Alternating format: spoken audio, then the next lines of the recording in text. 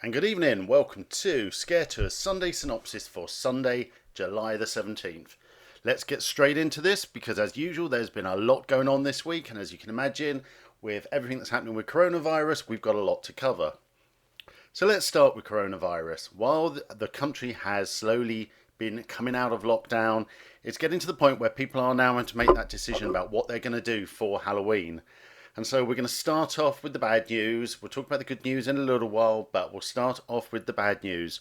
So this week has seen confirmation that Europe's largest Halloween event, Traumatica Halloween Horror Nights at Europa Park, will not be happening due to coronavirus. It's quite a big decision for the Mac family not to go ahead with their event. It's an incredible event. It's won the Scar Awards the last couple of years, but it's completely understandable. Germany's going through exactly the same thing we're going through. They've come out of lockdown, but then certain areas have gone back in and out of lockdown. There's restrictions about the number of people they can have at their parks. There's restrictions on the shows. And they've just looked at everything that they've got and decided that they will not be able to hold Traumatica this year. So it's really sad news for them. We know they've been working on it ever since they closed last year. And I think the team are really upset, but they've made that decision. So Traumatica will be back next Halloween, probably even bigger and better. On top of that, the other announcement we've had this week is that Wicked Experiences will not be holding any Zombie Nightmare events this year. Again, it's completely understandable. There's so many rules around social distancing and interaction with people and everything like that. And they've just decided that they cannot put on a show that will keep the audience and their staff safe and still give a good show. So they have announced that there will be no Zombie Nightmares at all this year, which is, again, really sad news for them, but understandable given the conditions we're under. And finally, while we're talking about all the bad news, the last event to say that they will not be opening this year is Horror at Hinchinbrook House. Horror at Hinchinbrook House relies on very close, very quite extreme contact at times. They will come close to you, they will jostle you, they will touch you. And with that, they just would not be able to do this with social distancing. So they've taken the decision that instead of dumbing down their product and doing it a half-ass scare or whatever, they are not going to open this year. So again, it's with heavy heart they've announced that. And well, we just really want to say to all three attractions, we completely understand where you've come from. It's really upsetting to see that a lot of Halloween stuff isn't going to happen, but we do understand it, and we completely understand the desire not to dumb down your product. And we'll see that when we'll talk about that a bit later on in this episode. So that was all the no's. So that was all the bad news. So let's do some good news. First off, Scream Aloud down in Hampshire, they've looked at the latest performance guidelines, and they think that because they're small and the way they distance people and do everything, that they will be able to go ahead. So they have announced that their free scare attractions as part of their Scream Aloud event will go ahead in October. So there's some good news there. We also saw that Alton Towers were putting out a call for Scarefest actors. Now, we still don't know what is going to happen with Scarefest. We're not sure whether we're going to get any mazes or whether it's more likely to be scare zones or whatever. It's very unlikely that some of the close contact mazes such as Subspecies or Skin Snatchers will be allowed to open. Again, social distancing rules are going to be around for the rest of this year. There's probably no way you can keep away from people. So, yeah, but they're still putting a call out for scare actors. So it'll be interesting to see what they do and what we get. And as soon as we've got some more information about that, we will let you know. Obviously, in other good news related to Alton Towers is that they opened their dungeon yesterday. Now, we've actually got a review. We had somebody who went through yesterday, and they said it was really good fun. You know, tiny little groups. They separated everyone as they were going through. The actors had masks on. The guests all had masks on, and they were actually quite impressed with everything in the show. What that also meant was yesterday, the Warwick Castle dungeon at Warwick Castle also opened, as did Edinburgh Dungeon and York Dungeon. All of them are doing much smaller groups, lots of social distancing requirements and face masks for the actors.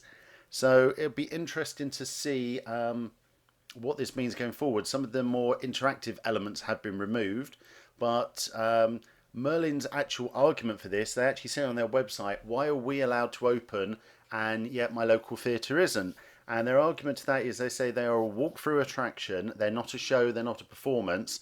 And if the actors stay away from people, it does mean that you could look at other scare attractions and go, well, as long as the actor doesn't come within the metre or the 2 metres and aren't shouting, because there is a big issue about the shouting, singing, performance aspect, that they could possibly open. So we'll just have to wait and see. It's certainly a good start. It'd be interesting to see what happens and what take up there is for those attractions now they're open.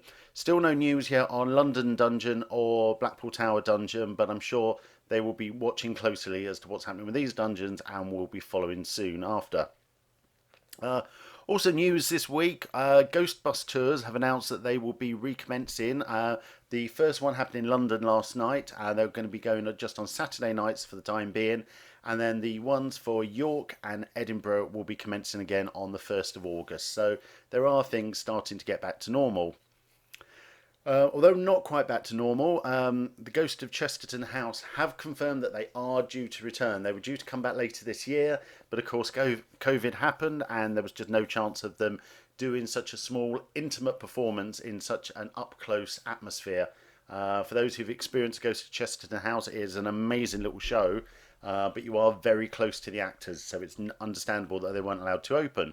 But they've updated their website and they've announced that as soon as they can, as soon as it is safe to do so, they will reopen. So look out for that coming soon. This week also saw the launch of Darkfield Radio with their first performance called Double. We were invited to the press night on Tuesday night. You can find the review on the website. Absolutely incredible. If you like the work that Darkfield do in their containers, you know, Seance, Coma and Flight, you're going to absolutely love Double. It's available to the 1st of August for about another few days. It's still on it's only about £3.50 per person. It's on preview prices. Absolutely recommend it. You sit in your kitchen with headphones on, and we genuinely thought there were other people in the kitchen with us. The sound quality is amazing, and it's just quite mind-blowing what they get away with. So absolutely recommend that. Do check out the review on the website and go and check them over. Finally, with things starting to open, with lockdown removing, some of the escape rooms are now opening. So what we've seen is, Mythologic Escapes have announced Pennywise, which is a new scary maze based around the Pennywise character from the film It. The trailer itself looks terrifying, so we're definitely going to get down to do them soon. They're down in Kent. The emergency exit escape rooms, you might remember they did the really good Exorcist game that we played a while back, the starring Mickey from Shameless. They've now got a sequel to that called The Beast, and that's an online game, so that is available now, so it's definitely worth checking them out. And for Trapped in Loughborough, they've actually opened up a couple of their games, including Forsaken, which was a really good horror game. They've actually opened that up to virtual scares, so it's always interesting to go and play those. So there's still a lot of uncertainty in the escape room world. Some escape rooms opened on the 4th of July once lockdown commenced. Some of them are still uncertain whether they can do it. So if you are aware of something open to you, do go and support them, because they've obviously had a really tough time of it recently.